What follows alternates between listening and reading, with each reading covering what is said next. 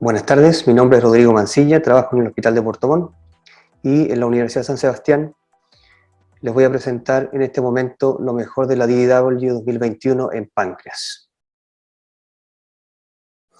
Entonces, como todos ustedes saben, la DDW es un congreso muy extenso, con muchas charlas. En el caso de páncreas tenemos cientos de temas y debido al tiempo que tenemos, vamos a privilegiar cuáles tengan una mayor aplicabilidad en el ambiente clínico, que sean de mayor interés. Vamos a dejar de lado algunas muy interesantes de ciencias básicas que están en el ámbito más bien académico, y todo nuestro desarrollo va a ser en base a cuáles son los objetivos de estos trabajos, cuál es la metodología, los resultados y las conclusiones que tengan. En cuanto a neoplasias pancreáticas, todas las guías internacionales, incluso las continentales, se han puesto de acuerdo en que los quistes de páncreas de bajo riesgo, que no tengan cambios morfológicos, entiéndase tabiques, malformaciones interiores, loculaciones, cambios de tamaño y otros que son determinados como los worrisome features, todas las guías dicen que no debemos seguirlo. Ahora, la última guía, por ejemplo, el 2018, deja muy claro, la guía americana, incluso la del 2015, que esto no lo debemos seguir. Ahora, esto es una revisión sistemática para saber si después de estos 5 años, estos quistes debemos seguirlos o no, en pacientes que no han tenido cambios morfológicos. O sea, es un escenario que no está muy estudiado, es un grupo de pacientes que tampoco está muy seguido, porque como todas las guías han hablado de los 5 años de seguimiento sin cambio, estos pacientes han dejado de ser integrados en los estudios.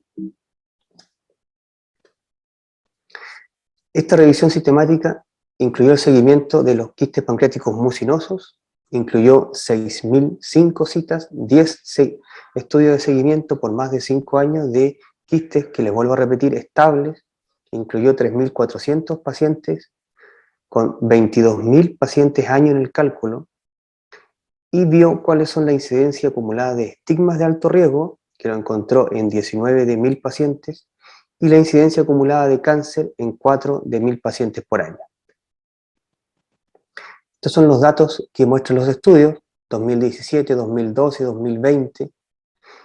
Estos estudios están analizados también por error estándar, se le calculó también el p-value y el z-value, y vemos que todos tienen una incidencia mayor por sobre cero en la presencia de worrisome features por una parte, y también de cáncer de páncreas. En análisis también único de estos pacientes, vemos en estos estudios que ambos grupos presentan una leve incidencia por sobre cero de aparición de estos signos que yo les menciono. Si uno analiza estadísticamente estos cambios, estos pacientes presentan 30 veces más riesgo que la población general de cáncer de páncreas. Por lo tanto, si bien las guías dicen que no hay que seguirlos, estos datos nos están mostrando de que estos pacientes deben ser seguidos. Yo les recomiendo aquí que pacientes que tengan antecedentes familiares de cáncer de páncreas, especialmente pacientes con antecedentes familiares y que fumen con tabaco activo, a pesar de no presentar cambios en los quistes a partir de 5 años, también se deben seguir. Por lo tanto, es muy importante en ustedes, si estos pacientes son pesquisados con quistes pancreáticos, en un escáner, en una resonancia magnética, presentar la evidencia ante un especialista y ver también si es que estos quistes tienen más de 5 años, para que el especialista determine si son necesarios seguirlos o no. Otro trabajo, que son nuevas técnicas que están apareciendo en páncreas, esto se llama la endomicroscopía confocal, que es una punción directa a la lesión pancreática, y la lesión pancreática se introduce un microscopio a la pared del quiste, que tiene un aumento de 1000 veces. Es un estudio de microscopía directa.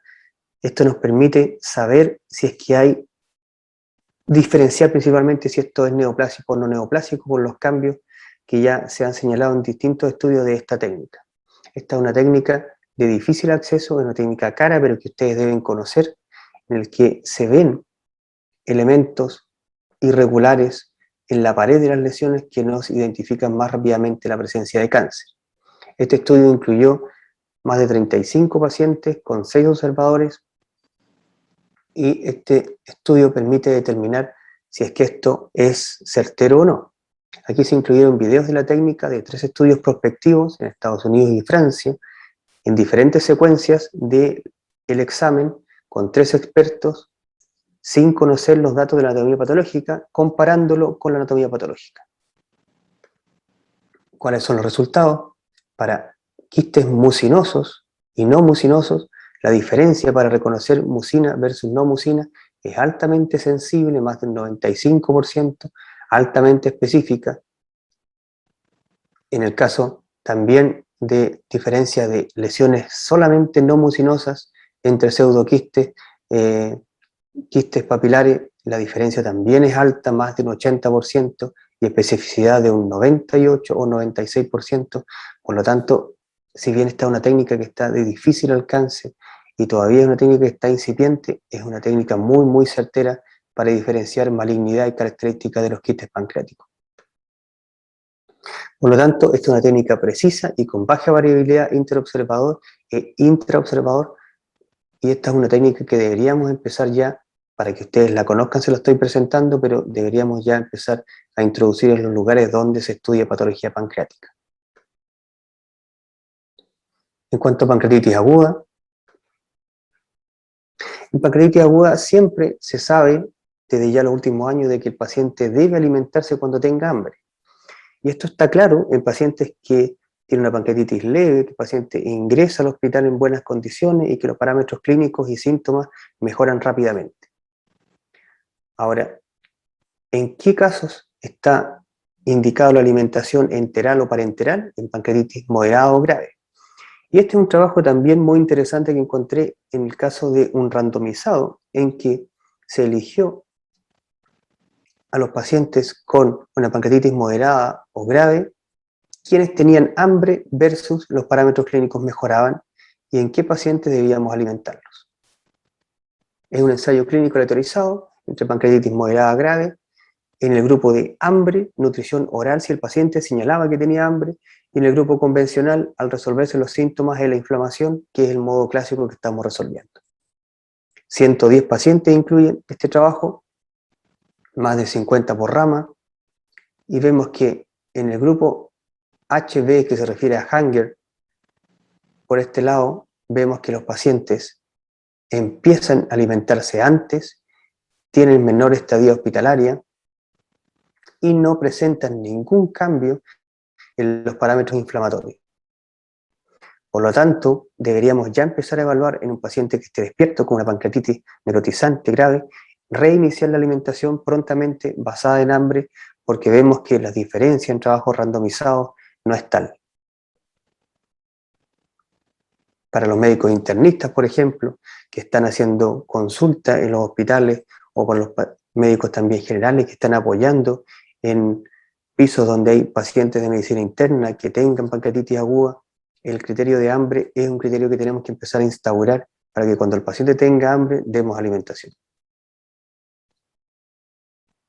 Otro trabajo que les traigo es saber si es que los pacientes con una necrosis pancreática y que posteriormente presentan una complicación de esta, por ejemplo, una necrosis encapsulada tipo WON o un pseudoquiste, las guías recomiendan siempre en lo posible realizar el drenaje de estas lesiones cuando ya la pared está madura y más líquida, entiéndase las 4 semanas.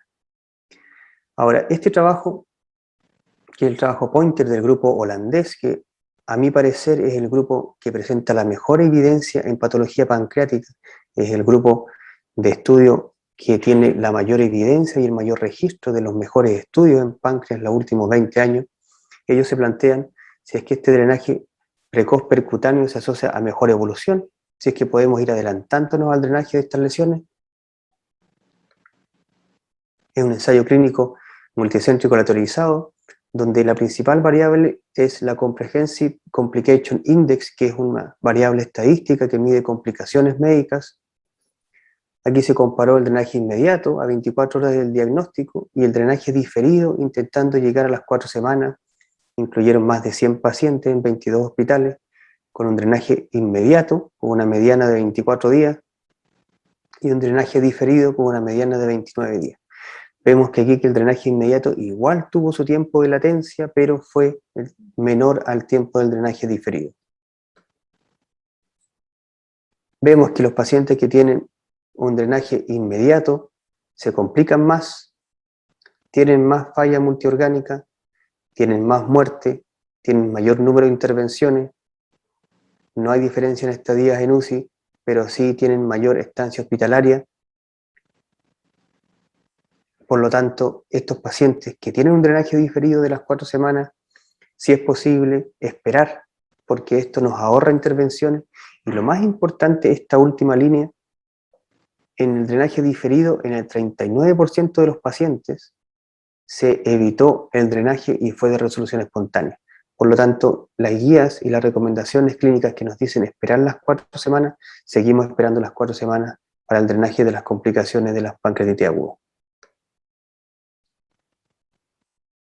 Otro trabajo, en el caso de las infecciones agudas de la necrosis pancreática, que vemos pacientes muy graves, por ejemplo, los internistas que manejan pacientes en UCI que tengan pancreatitis necrotizante grave. Si es que es necesario aquí la estrategia de drenar por catéter percutáneo lo más agudo posible. Este es un trabajo que nos presenta el tratamiento escalonado, que es el mejor tratamiento para la infección de la necrosis pancreática versus el manejo conservador y el drenaje. Ellos se plantean, ¿un drenaje percutáneo más proactivo resulta en mejores resultados? Este es un ensayo clínico aleatorizado con pacientes con infección de la necrosis pancreática aguda con estrategia proactiva, antibióticos, drenaje y reevaluación cada 3 días, aumentando calibre de los drenajes con nuevos drenajes según la clínica, la analítica y las imágenes, versus una estrategia estándar de uso de antibióticos versus drenaje si el paciente se complica y aumenta los parámetros inflamatorios. O sea, tenemos una estrategia proactiva en base a una reevaluación cada 3 días y si la colección en sí aumenta o las imágenes cambian, activamos los drenajes versus lo estándar que vemos cuando el paciente, a pesar de complicaciones de las imágenes, el paciente clínicamente está estable, no hacemos ningún cambio y al revés, si el paciente presenta criterios sépticos, lo activamos como estrategia estándar. Ambos realizaron necrosectomía si no va bien, en ambos casos 154 pacientes, y vemos que el grupo proactivo tiene un mejor éxito en el drenaje, 66 versus 28%, tienen menor mortalidad, y estos números en rojo quiero que ustedes los revisen, 8% versus 21%, tienen una mortalidad a 3 meses también menor, de un 11% versus 24%, y el número también de procedimientos también disminuye 1.1 versus 1.77.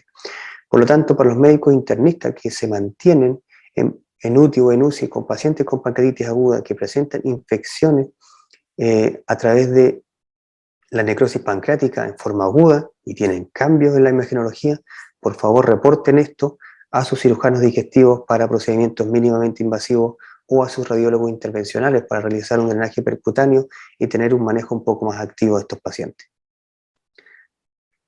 Por otro lado, también si estos pacientes presentaron alguna falla multiorgánica, también tienen menores resultados, tienen una menor estadía hospitalaria con 8 días versus 14, y la necesidad de ventilador mecánico, este es un dato también muy interesante, es de 15% versus 28%, si bien el P no alcanzó a dar el número de pacientes que tengan, pero si este trabajo incluyera más pacientes, este número de ventilación mecánica también saldría positivo. Por lo tanto, en la infección de la necrosis pancreática aguda debemos tener una actitud proactiva basada en la clínica, en el laboratorio y las imágenes. En otro tema siempre nos hemos cuestionado si es que la indometacina tiene un poder antiinflamatorio y nos podría prevenir una pancreatitis post-CPRE. Este es un trabajo randomizado que dio inhibidores de la COX-2, que es otro tipo de AINES, que también mostró un estudio chino en una buena revista, el American Journal of Gastroenterology 2020, si es que esto tenía beneficio. Ellos se plantean, ¿es útil la indometacina para mejorar la evolución de la pancreatitis aguda? Estos hicieron un ensayo clínico aleatorizado, doble ciego en un solo centro, donde dieron indometacina en supositorio versus placebo, y cada 8 horas, 6 dosis dentro de las primeras 72 horas, incluyeron 42 pacientes, y vemos que no hay diferencia en los parámetros inflamatorios a 24, 48 y 72 horas de la intervención. Por lo tanto, las dudas que había en el uso de indometacina para prevención de pancreatitis aguda post-CPR con trabajos de distinta calidad y evidencia científica, vemos también en este randomizado que tampoco muestra diferencia, así que nos vamos al parecer consolidando a que la indometacina no parece prometedora en el tratamiento de la pancreatitis aguda.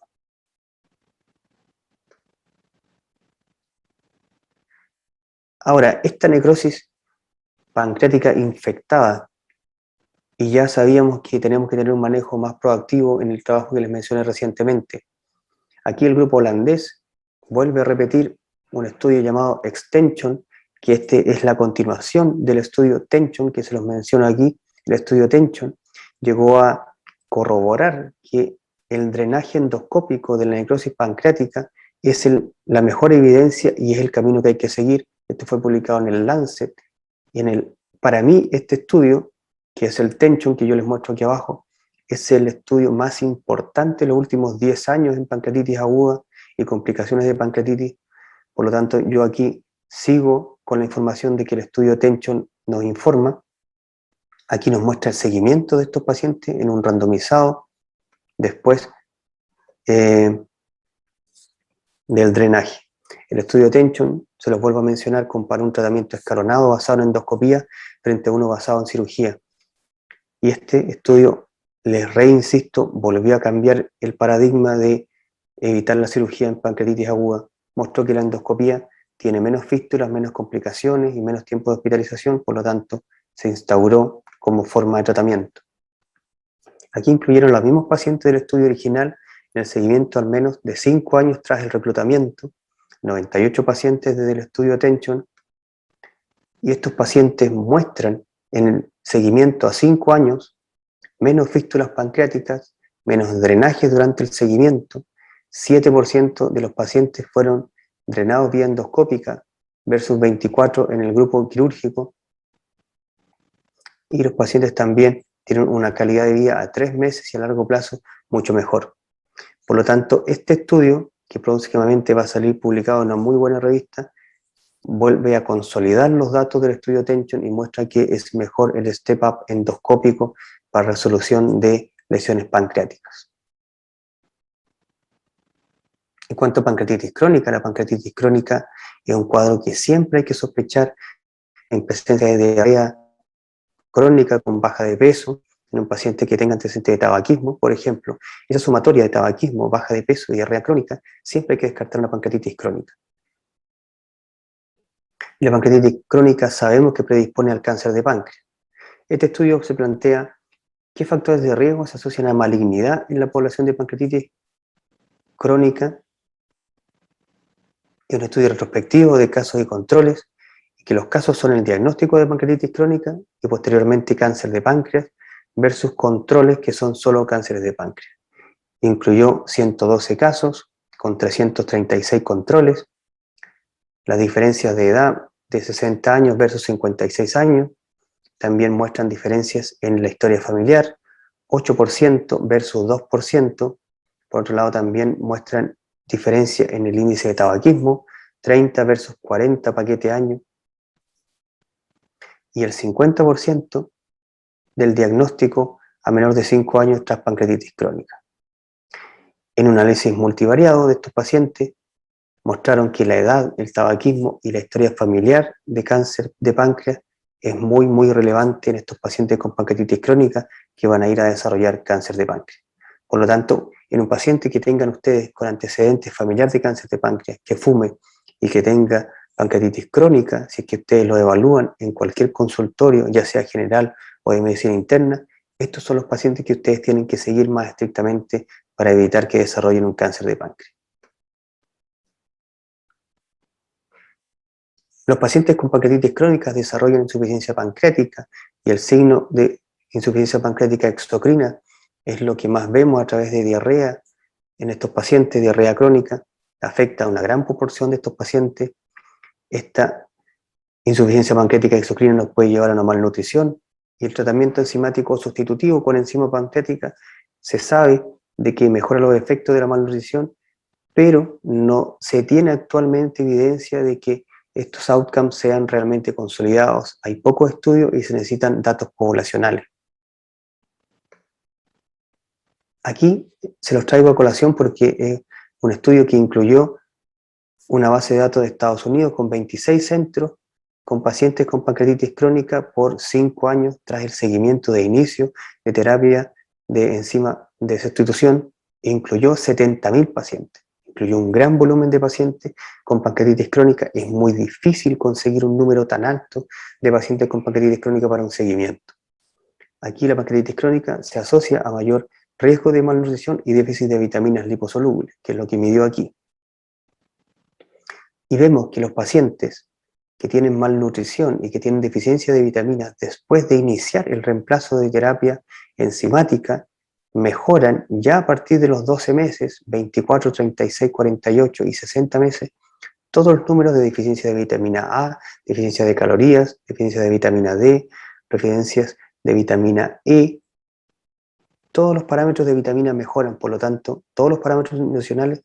Este trabajo viene a consolidar de que las enzimas pancreáticas corrigen la malnutrición.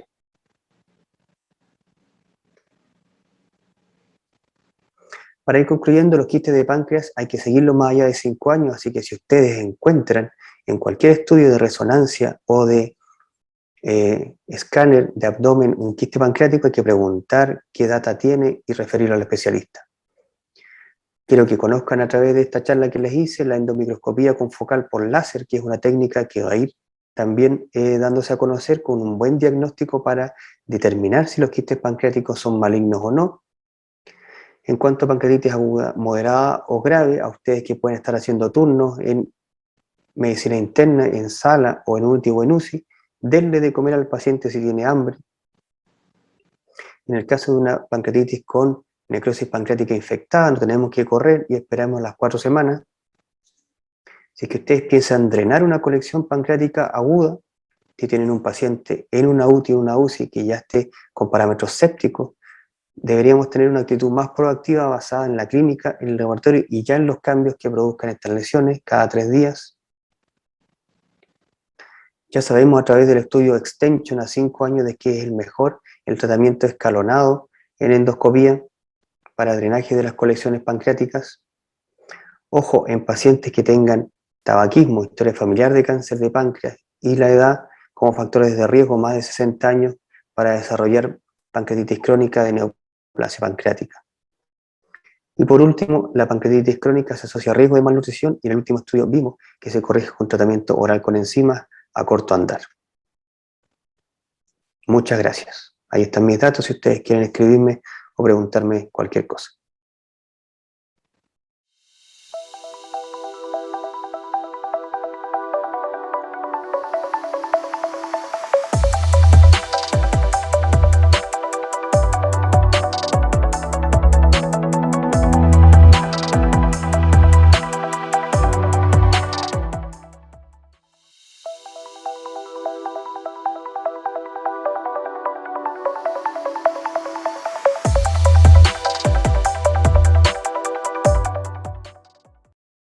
Hola, buenas tardes.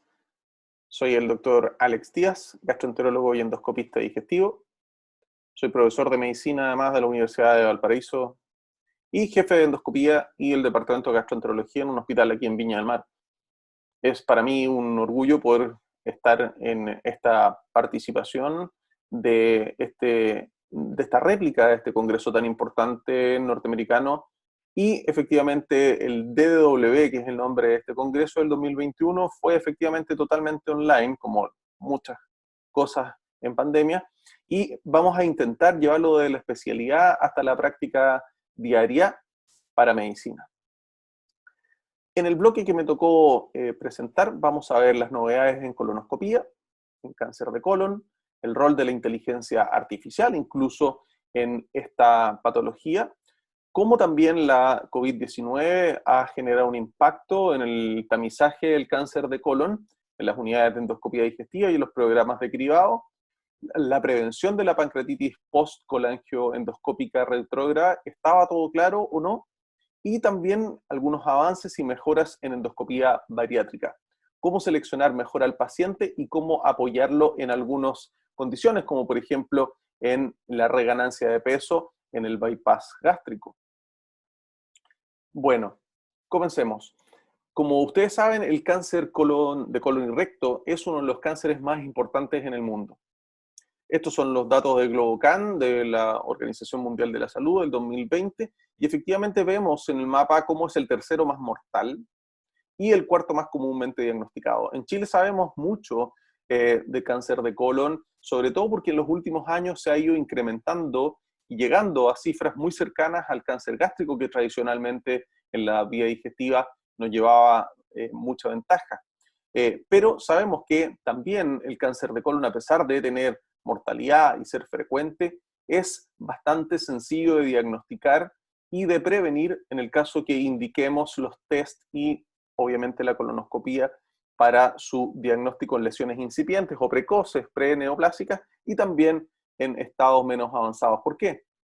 Porque como vemos, a 5 años de sobrevida, si logramos diagnosticar el cáncer de colon y recto en estadios precoces, o sea, estadio 0, estadio 1, la sobrevida a 5 años es bastante óptima comparado con los estadios avanzados. Esta es una diapositiva del grupo de cáncer de colon de Tokio, uno de los centros avanzados en el mundo. ¿Y qué tenemos de nuevo en este congreso en Estados Unidos, que es uno de los congresos más importantes de gastroenterología del mundo? ¿Qué podemos hablar en este grupo publicado, en este trabajo publicado en el congreso de más de 17.000 pacientes, que corresponde al registro de colonoscopía de New Hampshire en Estados Unidos, y vemos cómo se distribuye el cáncer de colon, las lesiones de colon en el lado izquierdo, comparando a adultos de menor a mayor edad. Podemos ver que el screening fue indicado como cambio de hábito intestinal y dolor abdominal en más de 17.000 pacientes que se encontraron adenomas, o sea, lesiones precursoras, y en estos 2.666 neoplasias avanzadas. Veamos qué sucedió en las lesiones de colon izquierdo según la edad. Y podemos ver que la variable edad de menos de 44 años hasta más de 60 años, encontramos mucho mayor frecuencia de presencia de adenoma de un 58.7% en pacientes de menos de 44 años y de más de 60 años en un 46%. Hay bastante significancia estadística en esta tendencia. Y en cuanto a neoplasia avanzada, obviamente también encontramos una significancia de 77.8% en pacientes de menos de 44 años y 55.5% en pacientes de más de 60 años.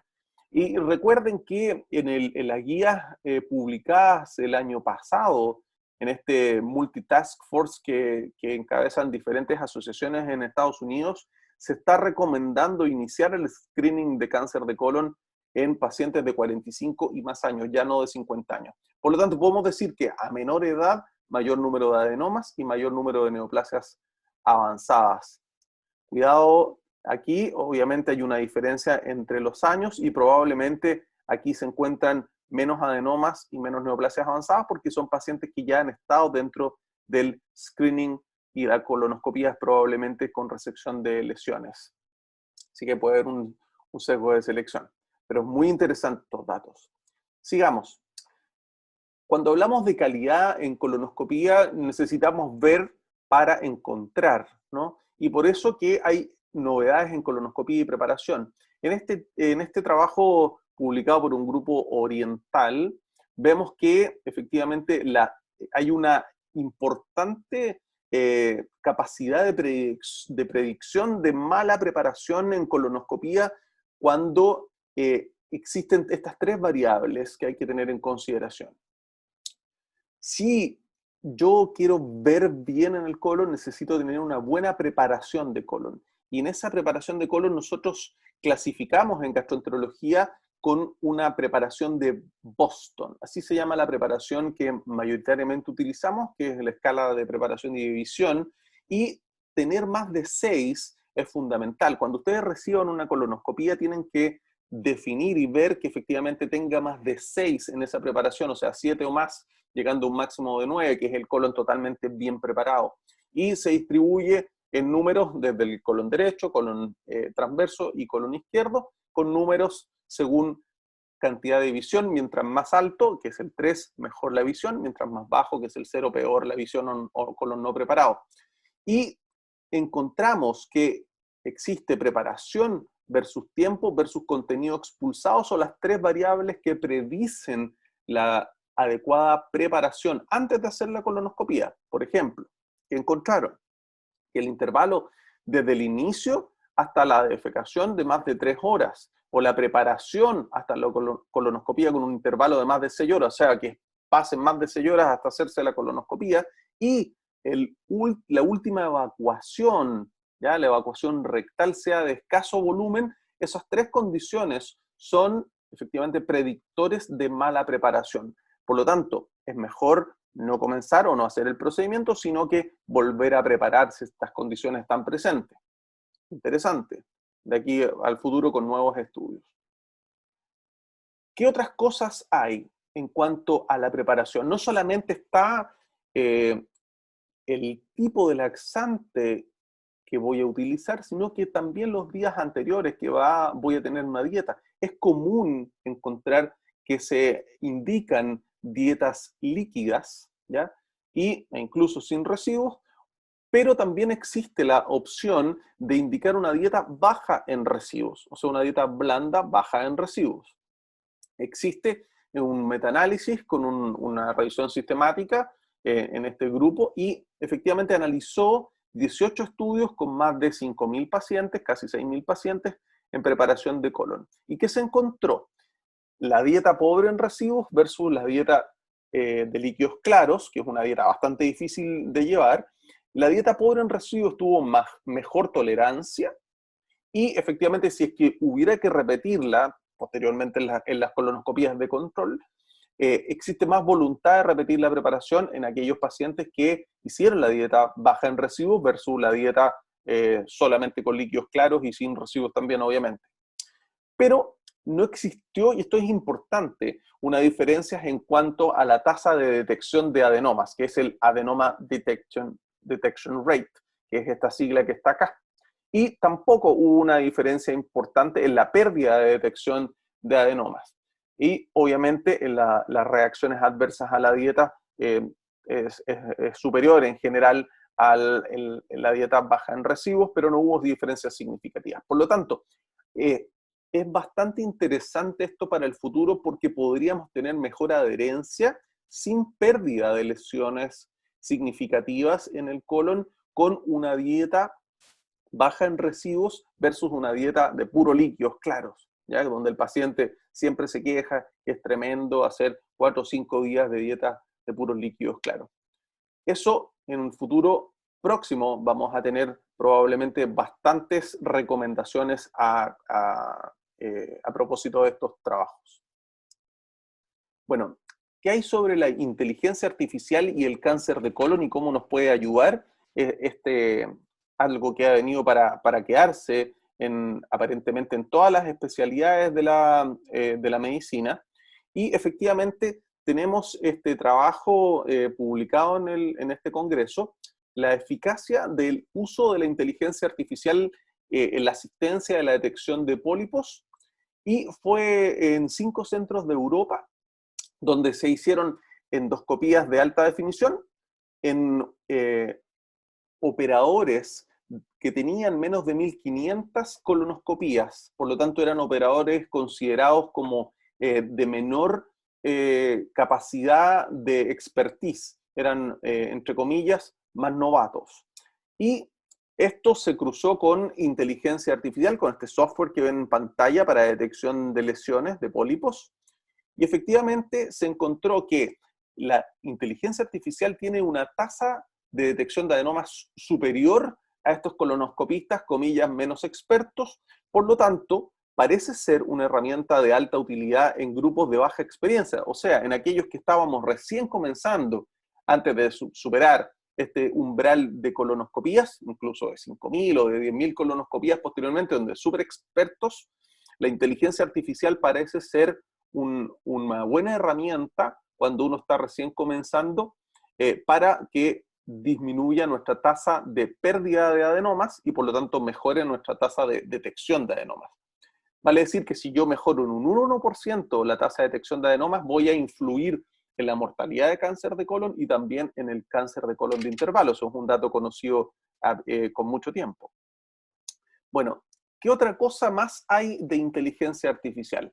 Es bastante interesante acá cómo en este estudio también multicéntrico, donde efectivamente se controlaron, se evaluaron 179 colonoscopías convencionales versus inteligencia artificial y vieron cómo estaba la tasa de pérdida de lesiones, tanto de adenomas como de lesiones cerradas, que son estas nuevas lesiones fundamentalmente de colon derecho, que son más bien planas o levemente elevadas y son difíciles de encontrar.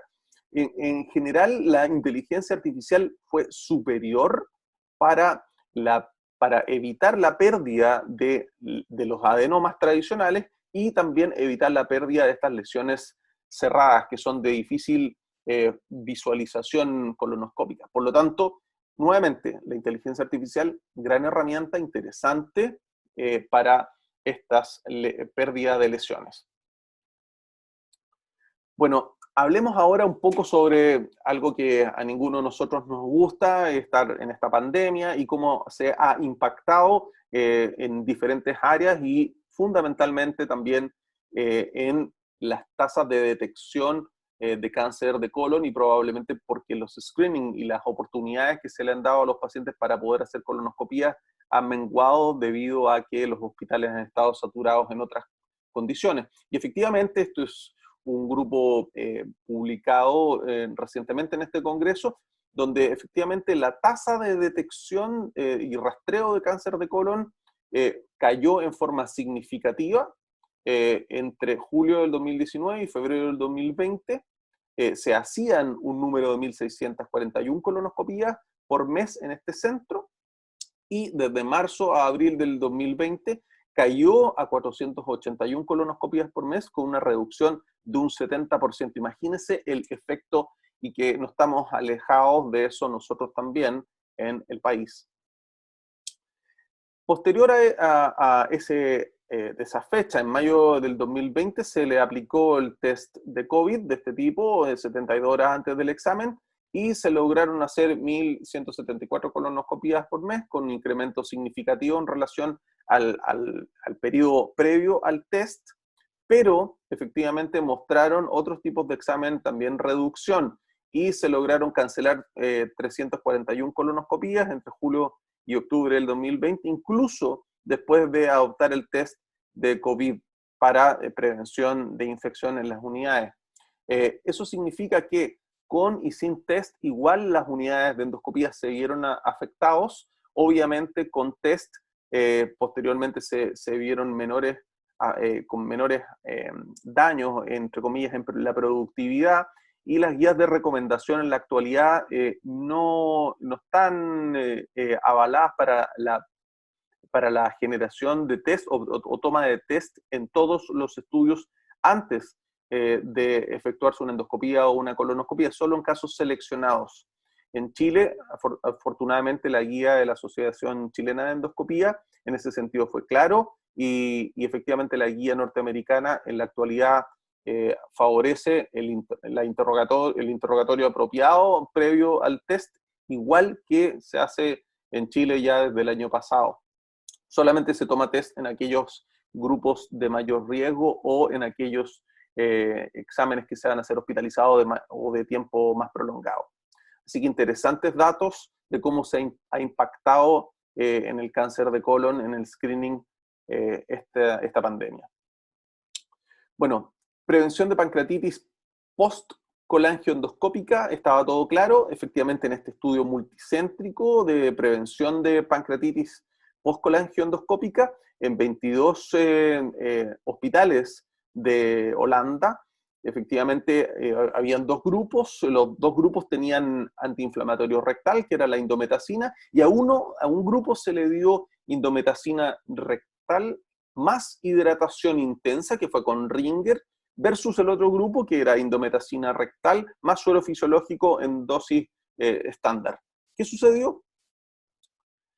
8% versus 9% de pancreatitis post-colangioendoscópica. Por lo tanto, ellos concluyen que, al parecer, sobrehidratar con este esquema intenso de Ringer más el antiinflamatorio parece no tener beneficios sobre el solo uso del antiinflamatorio más suero fisiológico estándar. Esto, efectivamente, como crítica, se necesitan mayores números para poder generar una recomendación más potente, dado que este grupo no era muy abundante en pacientes. Llama la atención de que, y esta es una crítica que se hace al trabajo, que efectivamente los resultados eran dispares comparado con los 13 metaanálisis previos que estaban publicados en la literatura mundial. Y lo otro que llama la atención es que los números de 8 y 9% de pancreatitis post en colangioendoscópica son bastante altos para un centro de alta experiencia. Así que, por lo tanto, es un desafío, es interesante. Sabemos que el uso de antiinflamatorios rectales como la indometacina y el diclofenaco son superiores al placebo y que efectivamente la hidratación del paciente también es importante. Así que al parecer no está todo tan claro en cuanto a la hidratación del paciente, pero sí mantendremos el uso de antiinflamatorios por la vía que ya comenté. Bueno, en cuanto a los avances y mejoras de la endoscopía bariátrica, hay algunas cosas interesantes que hablar sobre esto. Sabemos que la obesidad y los costos que esto trae para el paciente y para la sociedad son muy importantes. Hay millones de dólares involucrados, miles de pacientes con obesidad, y efectivamente la obesidad genera un trastorno no solamente metabólico, sino que en toda la sociedad que rodea al paciente que está sufriendo esta patología. Para eso existen bastantes alternativas en la actualidad. No solamente está la cirugía bariátrica, sino que también conocemos que existen técnicas endoscópicas bariátricas. Y efectivamente aquí podemos hablar de los balones como el Orbera, que es el más utilizado en Estados Unidos, también el Obalón, que es otro tipo de balones, que ambos se instalan por vía endoscópica. No está autorizado este balón de corta duración que se llama Elipse en Estados Unidos, y por eso no está mencionado en este estudio. Y también existen otras técnicas, como por ejemplo la técnica de aspiración, donde se instala como una gastrostomía endoscópica percutánea y se va aspirando el contenido que el paciente come para reducir las calorías. Y también está la manga endoscópica, es una técnica endoscópica quirúrgica donde se hace una plastía del estómago y que queda como una manga gástrica, pero por vía endoscópica. ¿Y qué dicen en estas recomendaciones? Que efectivamente la clave del éxito es a quién voy a seleccionar o cómo lo voy a seleccionar, y para eso necesito saber cuál es el objetivo de peso, verificado a través del IMC con un estudio multidisciplinario de pacientes, que eso siempre se va a mantener, y según eso se indica una técnica adecuada. ¿Y qué dice la FDA? Que efectivamente para Orbera está en IMC entre 30 y 40, para el balón o balón también, para las técnicas de aspiración, que esto es, como les comenté, como una gastrostomía donde se aspira el contenido alimentario, entre 35 y 55, y para la plastía endoscópica no está todavía la recomendación. Todo lo que está fuera de esto está off-label, por así decir, fuera de los datos que la FDA está en este sentido indicando. Bueno, tenemos que tener siempre claridad de que para aquellos pacientes que les voy a indicar alguna terapia endoscópica bariátrica, tengo que tener las consideraciones semejantes o muy parecidas para aquellos que les voy a indicar fármacos para la obesidad, que allá también existen algunos que nosotros no tenemos disponibles en el país. pero en general índice de masa corporal mayor a 30 y aquellos que tienen más de 27, pero que tienen además alguna comorbilidad asociada a la misma obesidad o sobrepeso. Bueno, y aquí existe este cuadro que es bastante interesante, incluso para leer posteriormente, donde efectivamente existen balones gástricos, como la orbera y el ovalón, donde no hay cambios en la anatomía, solamente se ocupan técnicas restrictivas. Se coloca un balón, se insufla con un líquido en el interior y esto ocupa un espacio y eso genera diferentes efectos, no solamente mecánicos, sino que también sobre la saciedad.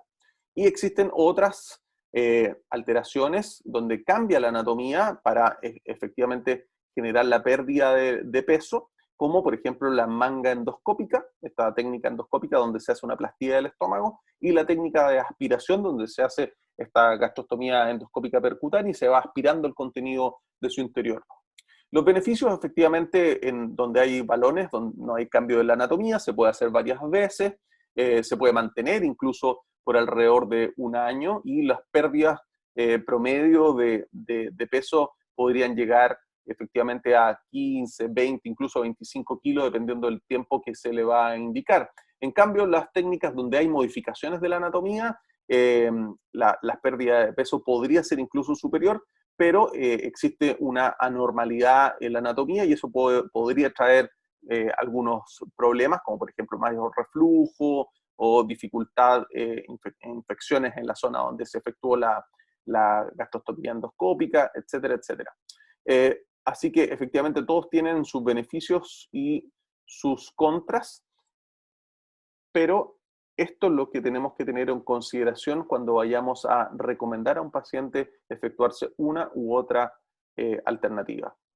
Bueno, para avanzar, existen algunas otras cosas interesantes publicadas, como por ejemplo, qué hacer si el paciente ya se efectuó un bypass gástrico, esta es una técnica quirúrgica ya mucho más agresiva, y sabemos que el bypass gástrico no es perfecto y que la reganancia de peso puede ser incluso del 20% a los 4 años aproximadamente, incluso puede ser superior, pero existe una técnica endoscópica donde nosotros podemos modificar la zona donde está el bypass, que es esta técnica conocida como TORI, que han demostrado beneficios para que el paciente tenga una reducción de la zona donde sale el bypass, o sea, en la zona donde se va el asa funcional, y por lo tanto, así el paciente tiene mayor saciedad. Y eso puede incrementar la pérdida de peso y salvar de alguna forma esa zona del bypass. Por lo tanto, además de las técnicas endoscópicas posibles, es clave mantener al paciente en un programa multidisciplinario para que esto no suceda. Eso es todo cuanto les voy a contar hoy y es un agrado y un orgullo poder estar en estas presentaciones tratando de llevar lo mejor del DDW 2021 para medicina. Muchísimas gracias. Buenas tardes.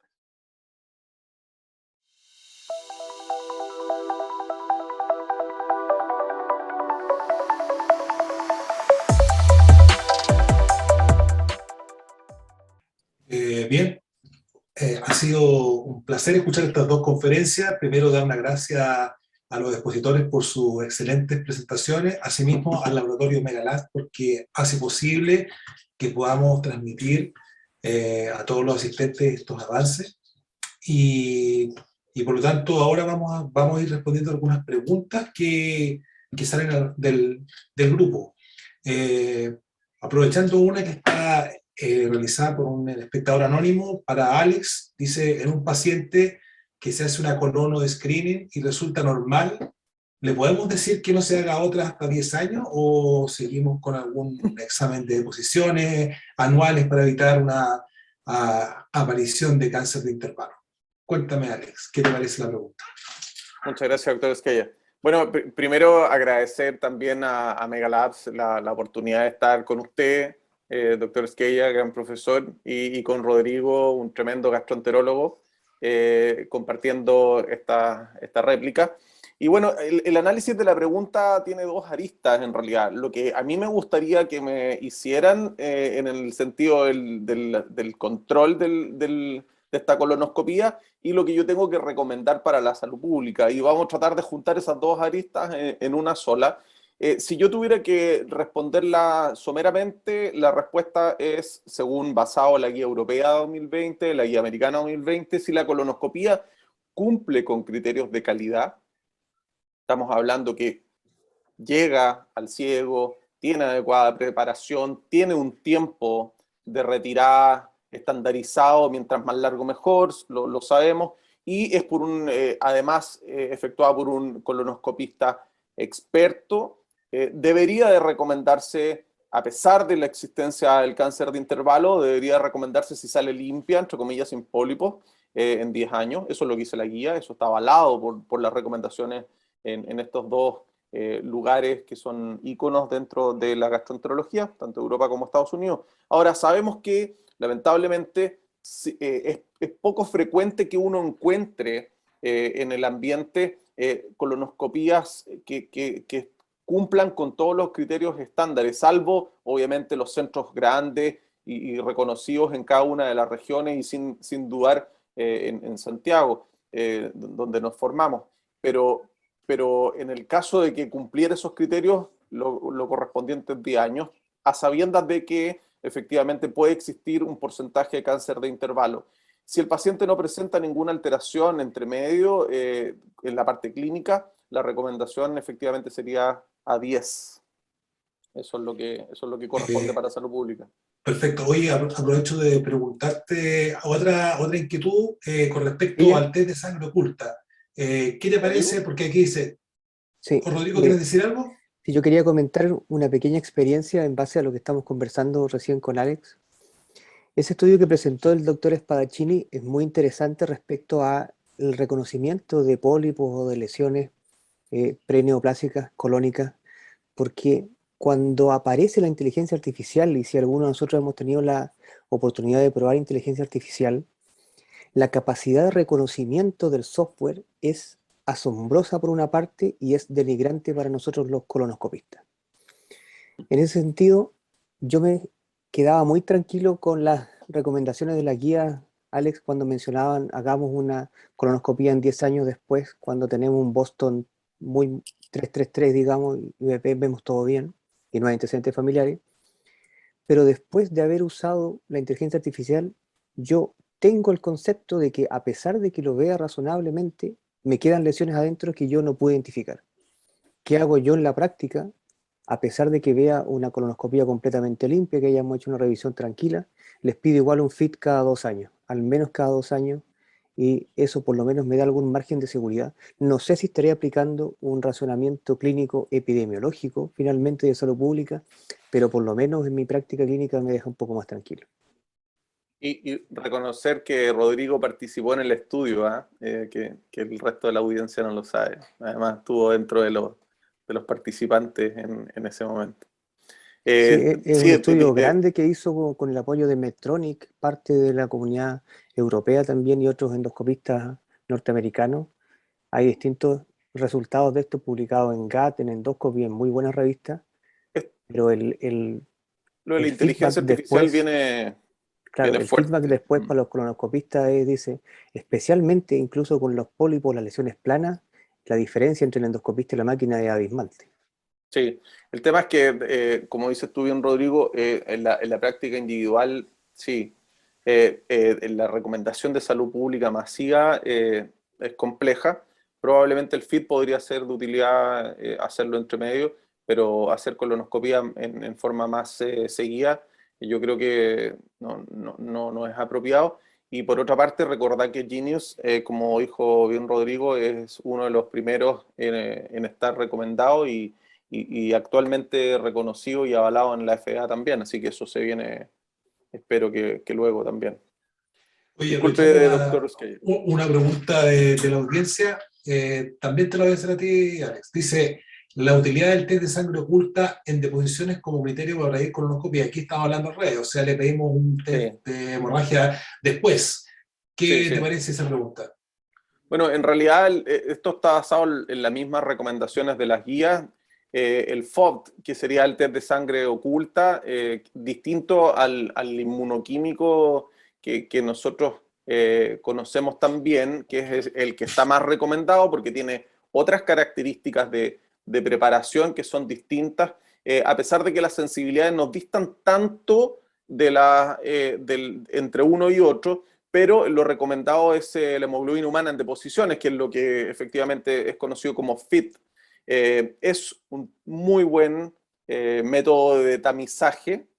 Tiene la característica de que efectivamente es bastante alaraco, por eso que es un método poblacional, y es una buena forma para comenzar desde el punto de vista de la salud pública para seleccionar pacientes que tienen ya una predisposición o no, o sea, perdón, una sospecha o no a cáncer de colon y ir a buscar lesiones. Ojo que, como es un test que es masivo y alaraco, como digo yo, tiene una sensibilidad elevada, vamos a encontrar cosas que no tienen probablemente que ver muchas veces con cáncer de colon y con lesiones que sean incipientes. Y por otra parte, también es conocido de que la sensibilidad para las lesiones pequeñas, como por ejemplo pólipos diminutos o incluso pólipos grandes, también es más baja. Por lo tanto, no anda bien en ese setting, pero sí para hacer un corte inicial de salud pública es una buena técnica. Existen también trabajos que comparan, y están ya los datos desde este año disponibles, que comparan qué anda mejor, si partir con colonoscopía o hacer FIT, esta hemoglobina humana, ya dejando de lado sangre oculta, ¿eh? Ya no voy a hablar de sangre oculta porque lo mejor es hemoglobina. Hemoglobina humana versus colono, y sin duda que anda mejor colonoscopía que hemoglobina humana, pero obviamente esto es una recomendación de salud pública que es global y genera un costo gigantesco a los ya saturados y atiborrados centros de salud privadas y también públicos. Desde los 45, esa es mi recomendación. Oye, Rodrigo, voy a aprovechar de hacerte una pregunta antes de seguir de la audiencia, que están todos cargados a colon, excepto algo de bariátrica. Mira, suponte que, porque hay bastante médico general probablemente escuchándolo, y si hay un paciente que tiene sospecha, porque tiene familia con cáncer de páncreas y quiere hacerse un examen, ¿tú qué le recomendarías? Eco, escáner, resonancia, endosono, para que nos pudieras orientar desde tu punto de vista qué tipo de examen y qué prioridad le das a cada uno de ellos? A ver, esa pregunta, con la gran disponibilidad de exámenes imaginológicos que tenemos, a pesar de todo lo que está disponible, está bastante clara. En pacientes con antecedentes familiares, lo que deberíamos tener de ingreso es una resonancia de abdomen con gadolinio. Esa es la primera instancia. Una ecografía no sirve porque es operador dependiente, por una parte, y la tomografía computada no es el primer examen también porque en lesiones que tengan unas características más bien quísticas pierde un poquito de rendimiento, y lo que uno va a buscar principalmente son lesiones quísticas con alguna deformidad interna que nos dé más información también como criterios de riesgo. La endosonografía es un examen ideal para evaluar el páncreas, pero tiene la gran limitación de que no puede evaluar la glándula completa, y especialmente en el proceso uncinado pierde algo también de variabilidad interobservador. En la zona del cuello del páncreas puede ser difícil también de evaluar, entonces en un primer examen de acceso en pacientes que tengan antecedentes familiares, una resonancia de abdomen con gadolinio. Perfecto. Oh, muy, muy Doctor importante. Estrella, ¿le puedo hacer una pregunta al doctor Mancilla? Por supuesto, pregúntelo. Rodrigo, aparte de felicitarte por la presentación, ¿cuáles serían los worrisome features o características de riesgo donde tú te fijarías en la evolutividad desde partir hacia el control o con las que inicias en los IPMN en páncreas? Porque eso es algo que es ultra frecuente en la interconsulta de la atención primaria a gastroenterología en especialidad. Mira, lo que primero me fijo si es que la lesión quística pancreática toma contacto con el conducto pancreático. Eso es lo primero.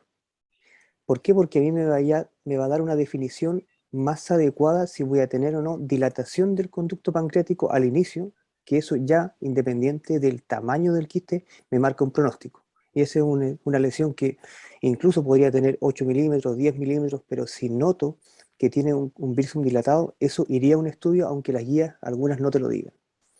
Por otra parte, si la lesión quística tiene algún tabique o multilobularidad, que no sea, digamos, un seroso, ese también es una lesión quística que podría estudiarse siempre y cuando endosonográficamente dispongamos de una lesión que mida más de 2 centímetros. Las lesiones quísticas que no toman contacto con el conducto pancreático y que midan menos de 1 centímetro tienen indicación de seguimiento por imágenes, otra resonancia magnética en 6 meses que nos indique velocidad de crecimiento, y allí tenemos que tener como indicador también de control un crecimiento mayor de 5 milímetros por año, o sea que tengamos una lesión que partamos en los 8 milímetros y que en 6 meses tengamos al menos 2 o 3 milímetros de diferencia que nos haga establecer un control anual para establecer un crecimiento más de 5 milímetros, esa lesión también independiente del tamaño y que no tenga criterios morfológicos de riesgo, eso también tendría indicación de estudio.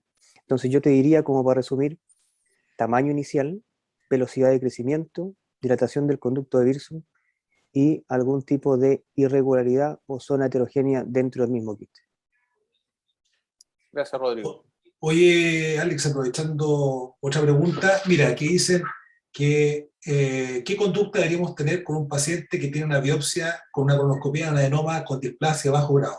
Y si puede, habla del alto grado, que también suelen llegar, y sobre todo si hay un margen no positivo comprometido. ¿Qué te Sí, parece? de todas maneras.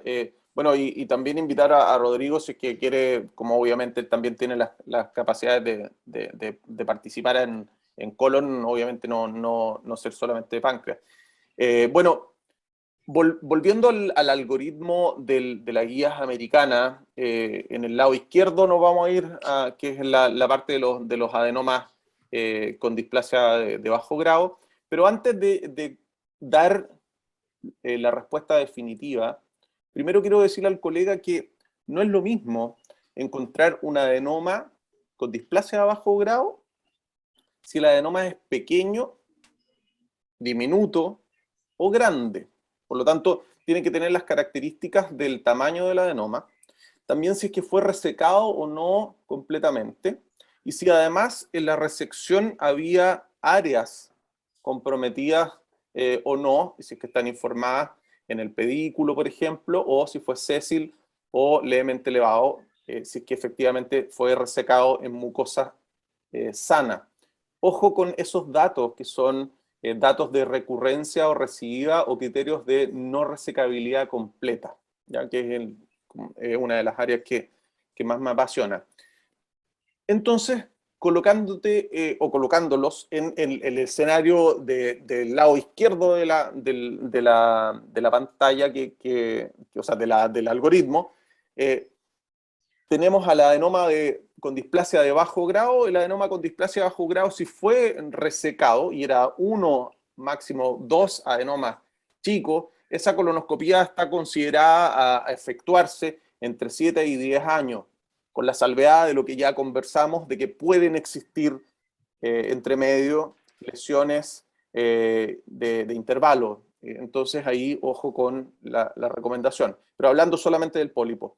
Si este pólipo además no era un adenoma, sino que era una variante sésil cerrada o adenoma cerrado, ahí se acorta la recomendación en el intervalo siempre y cuando haya sido resecado y haya tenido menos de 10 milímetros a 5 años. Máximo 10, aquí los norteamericanos no se han calzado mucho porque saben que es compleja el escenario porque tiene un desarrollo distinto en velocidad de estas lesiones, a diferencia de los adenomas. Ahí está entre 5 y 10 años. Ahora, mientras más cantidad de adenomas tenga, la frecuencia que se va a seleccionar para la siguiente colonoscopia obviamente va a ser más corta. Y así es que si los adenomas sobrepasan los 5 a 10, efectivamente la colonoscopia se hace a 3 años. Y aquí cae además la displasia, si es que la displasia se hace de alto grado. Y aquí hay una cosa que yo discrepo enormemente tanto de la guía europea como de la guía norteamericana, y yo en esto mucho más me adoso a lo que recomiendan los japoneses. Si el adenoma o la lesión adenomatosa fuera grande, tuviera displasia de alto grado, que para los japoneses es considerada como un in situ, ojo. Alex, ¿grande de qué tamaño? Perdón, disculpa, 10 o más milímetros. Gracias, Rodrigo. 10 o más milímetros. Y tuviera informado como displasia de alto grado, hay que tener mucha precaución con el informe de anatomía patológica y que cumpla ahí sí que todos los criterios de resecabilidad, 2 o más milímetros, si el pedículo estaba o no comprometido, si efectivamente fue resecado en mucosa sana, el lugar donde estaba, si fue tatuado o no fue tatuado, etcétera, etcétera. Y ahí la guía tanto europea como norteamericana recomienda que si tenía displasia de alto grado con una variante tubular o tubulovellosa, ojo, tubular o tubulovellosa, sobre todo las tubulovellosas, el área vellosa le da más severidad, más riesgo, recomiendan a 3 años la siguiente colonoscopía, donde yo estoy totalmente en desacuerdo con una parte de la guía. ¿Por qué? Porque dejar una lesión con displasia de alto grado, independiente de que efectivamente tuviera una resección aparentemente satisfactoria, dejar el siguiente control a 3 años me parece que es mucho. Y de hecho, en mi práctica personal, yo que me dedico harto más a resectivo en la parte colonoscópica, los controlo con criterios oncológicos mucho más cercanos. Por lo tanto, en resumen, la cantidad de adenomas, si son adenomas o lesiones cerradas, ojo, si tienen displasia de bajo grado o de alto grado, y ahí vamos acercando los intervalos entre efectivamente 5, 3 o incluso un poco más, dependiendo del tipo de adenoma, si fue único o no fue único. Oye, Y en el me único... gustaría que lo discutiéramos, ¿ah? Porque esto es algo que es realmente complejo en cuanto a la caída de las recomendaciones, sobre Yo te todo en las de alto apoyo, grado. yo te apoyo, Alex, porque incluso hay que agregar que a lo que Alex señala, que las guías se hacen en base a colonoscopías con Boston perfecto. Sí, eso es. Entonces, esa es Sí. nuestra realidad de llegar a una colonoscopía con Boston 9 puntos. En mi práctica anda más o menos un 20 a 30%. Y nos sumamos a un carro de 2/3 de la colonoscopía en que la preparación puede ser adecuada y francamente hasta 1/3 en algunos lugares es una colonoscopía que si uno encuentra cualquier pólipo con algún grado de displasia, esa recomendación, como dicen las guías, uno ya no la puede seguir. Ya no la puede seguir porque tú no sabes qué más hay dentro. Entonces, si ya tenemos antecedentes familiares agregados a eso, esa colonoscopía, como dice Alex, la vamos a citar mucho antes. Así es, incluso Douglas Rex, que es uno de los que más se dedica a resección en Estados Unidos, también recomendaba lo mismo, que los 10 años eran con Boston perfecto, y eso es excepcional. Yo creo que ya vamos a ir terminando, pero hay una pregunta que valdría la pena que la respondiéramos, que dice pancreatitis aguda, recomendaciones sobre las técnicas de necesidad de apoyo ecográfico y quién debería realizar el drenaje. ¿Qué te parece, Lore? A ver, el drenaje de colecciones pancreáticas, ya yo les mencioné algo del estudio Tension, que para mí es el más importante de los últimos 10 años, pone como primera línea el drenaje endoscópico por endosonografía, que ha mostrado respecto al drenaje percutáneo por ecografía menor tasa de fístulas y menor tasa de complicaciones. La mortalidad anda igual en las mismas, pero la morbilidad de la ecografía es mayor respecto a la endoscopía. Entonces, primero hay que ver qué disponen los centros donde se realicen el drenaje de las colecciones, eso es lo primero. Y allí poder establecer un algoritmo que ponga como criterio de drenaje de estas colecciones, primero la endosonografía, después el apoyo radiológico mínimamente invasivo, y después, en un tercer punto, si no está ninguno de ambos disponibles con radiología intervencional, me refiero a un cirujano que tenga experiencia en cirugía digestiva y que tenga un abordaje mínimamente invasivo en esa serie. Perfecto. Bueno, yo creo, les quiero agradecer a ambos porque han sido excelentes charlas, unas preguntas muy interesantes, una excelente respuesta, y dejarlos invitados para el tercer módulo, que va a ser el próximo miércoles, en que contaremos con una presencia de la presidenta de la agrupación latinoamericana de gastroenterología, la doctora Solé, que nos hablará de síndrome irritable, y yo les hablaré también de la dispepsia refractaria. Así que cerramos este módulo, ha sido muy entretenido, y les agradezco por llevar temas tan complejos a poderlos comprender en un lenguaje muy ameno. Así que buenas noches y muchas gracias a todos.